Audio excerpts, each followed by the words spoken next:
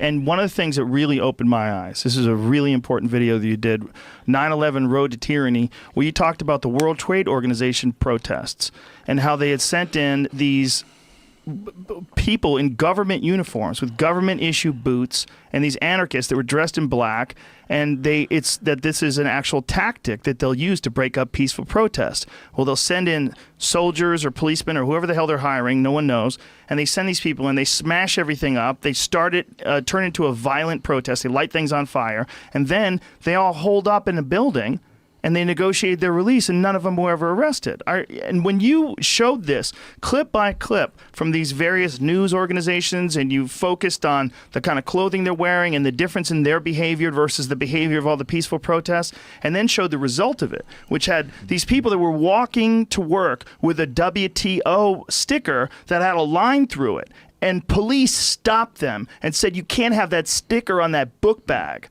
It was an admitted beta test for martial law. And again, I'm not anti-cops themselves. The media always spins it. You expose pedophilia, they blame some innocent pizza place. You expose the government trying to make cops do bad things, now you hate average cops. It might not have even been cops. I mean, who knows who was doing that? Well, they admitted it was Delta Force. That makes sense. Delta Force, and I'm not blasting Delta Force. They were given the order by Clinton to go out and to recruit, and they recruited just about 400 leftist foundation-funded groups funded by big private foundations. They trained them for about a month before in Oregon. They flew them there, put them in a government housing facility. This was on the news later. I just covered local news stories. But they did retreat to a building and negotiated their surrender, and they were released, right? Yes.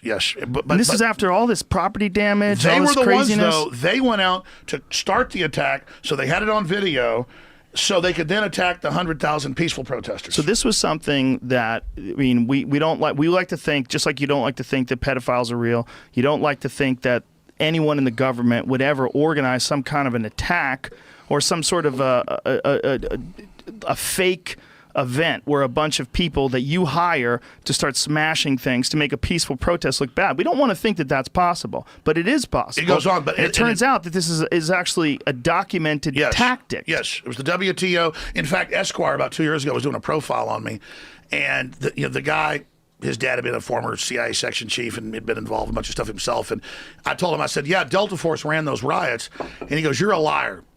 And I said, no, I'm not. He went and Googled it and couldn't believe he got the Seattle Post-Intelligence and stuff, and then even went and talked to journalists that knew because he'd been there covering it as a journalist, and he didn't even know. So he says in the Esquire article, okay, Alex Jones got me there because even though I'd grown up in the CIA and stuff, I didn't know that was happening. But let's be clear. It's criminal elements using compartmentalization that do this. They always claim I hate the government and I want to have a war and all this other stuff. No.